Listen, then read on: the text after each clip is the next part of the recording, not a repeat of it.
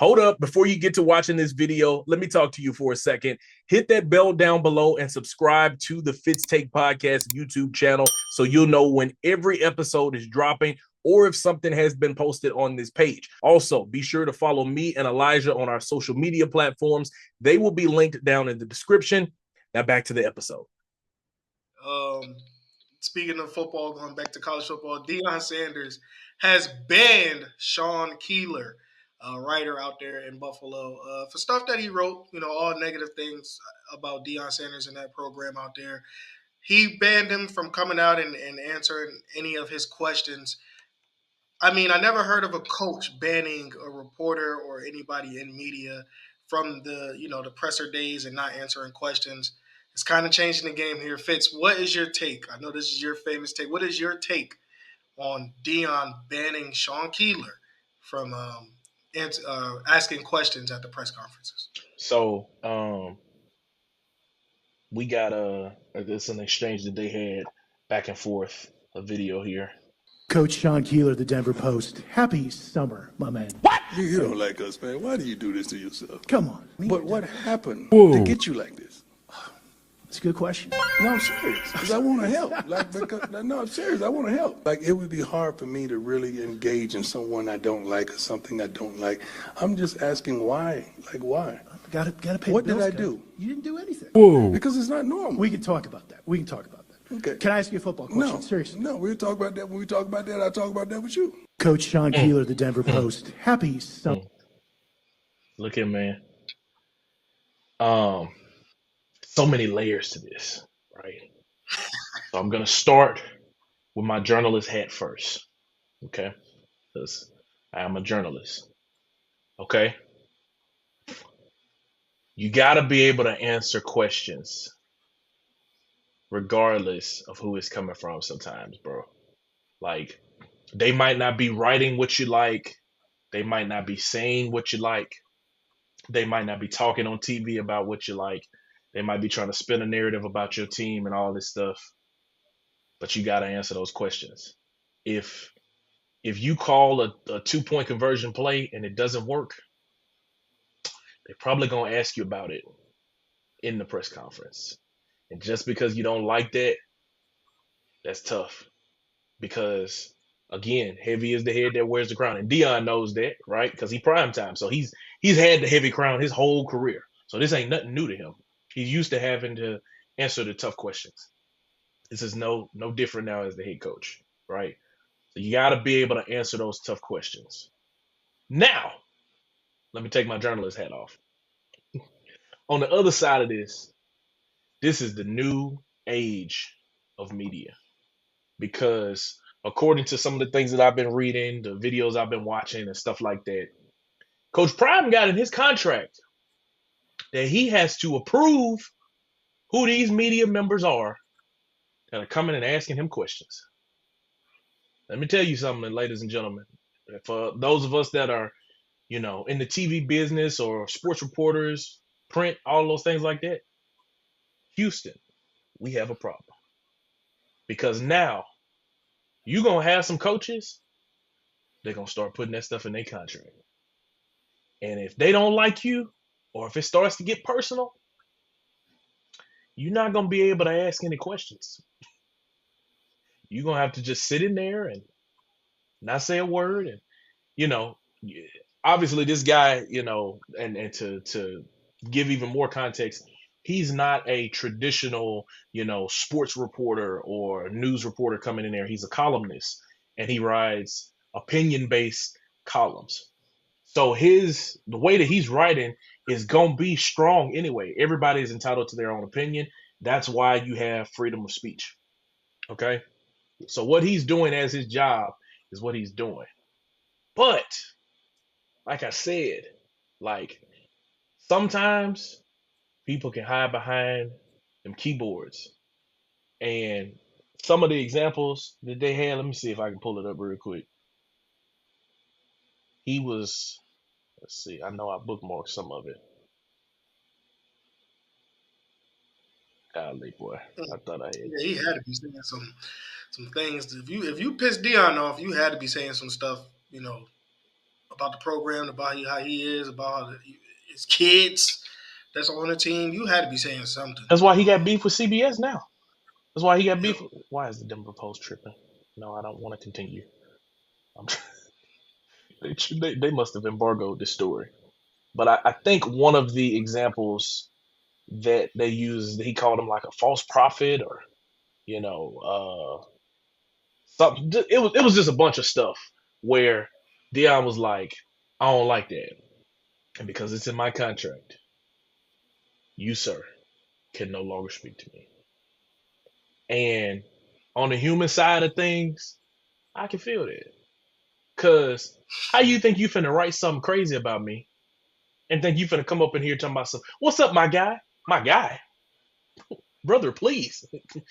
You better get out of my face before you get swole. What you talking about? Like, we ain't getting down like that. I can understand that. So it's a twofold thing. The journalist side of me feels like, hey, bro, you just gotta take that heat. You gotta answer them questions. You gotta deal with it, or you at least have to make yourself available. That's where we get into the Marshawn Lynch.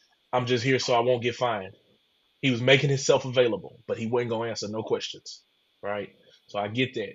On the human side, if it was me, hey, bro, if you get to writing too much crazy stuff, you're out of here, buddy. I can't get down with it. You know what I'm saying?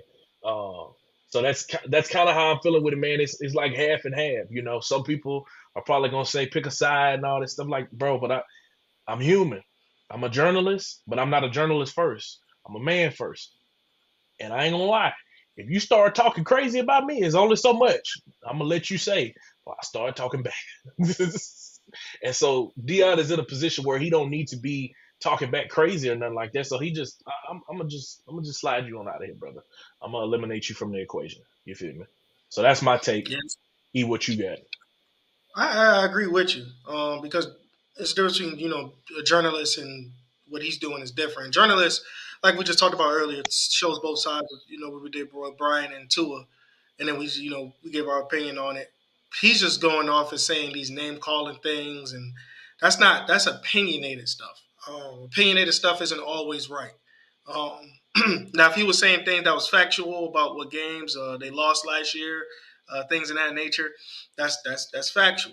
But saying false prophet and things like that in your columns, that's opinionated, and he has the right to ban him. I just hope that they could come to a conclusion about it. He can go back to being a journalist and treating Deion. If he does feel some type of way about Deion, start your own podcast, buddy.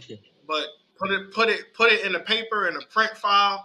I think you honestly should just keep it factual, so everybody can understand and see what you're putting out there. That's straight facts and nothing that's in your heart. Now he probably have some things against him. He looked like he was in the business for a while, and Deion probably beat his favorite team, the Broncos, many of times. And now that he's out there, he's like, I don't like this guy, so I'm just going to go ahead and just say what I really feel about him. So that's what it probably is. It's personal in that sense of he's probably beating his favorite team. But again, as he's old and he's been in the business for some time, he should actually consider being a journalist and writing things that's factual. That's the only thing I got to say about that, man.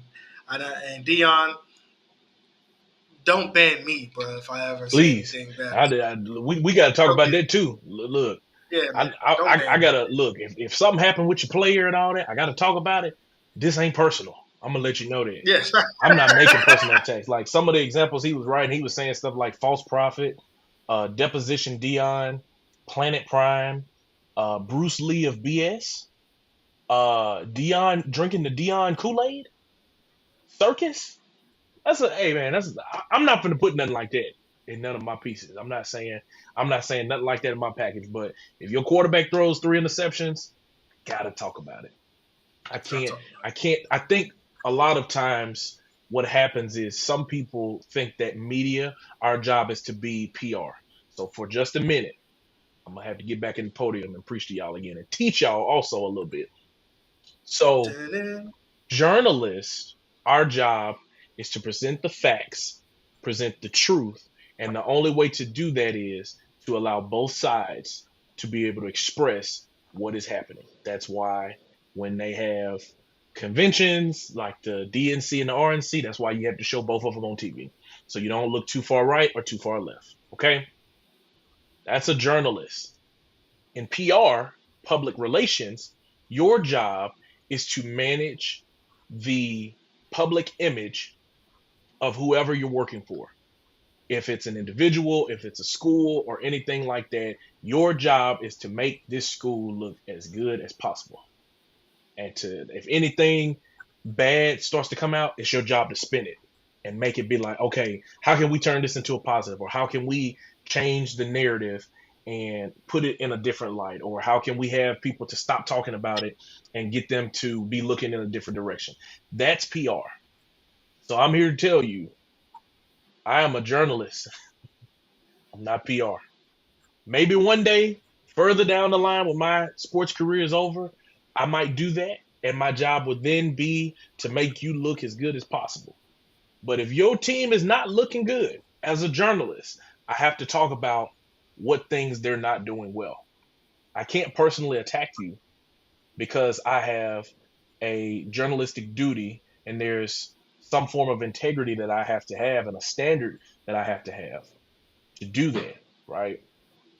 But if your team is 0-10, I got to talk about them being 0-10. I can't talk about how pretty their uniforms is and how, nice you are in the community. Now, there are also other stories outside of football where we talk about what players are doing in the community and how they're helping people and getting out in the community. We can tell those stories. But when it comes to the X's and O's, the wins and losses, if you throw 3 picks, I got to talk about it. If you throw 3 touchdowns, I got to talk about it. If you miss the game-winning shot, got to talk about it.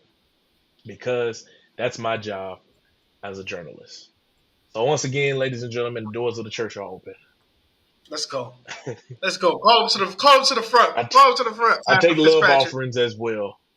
Thank you so much for coming to the church of Fitz and whatever. I don't know. But I say all that to say I see it both ways for the situation with Coach Prime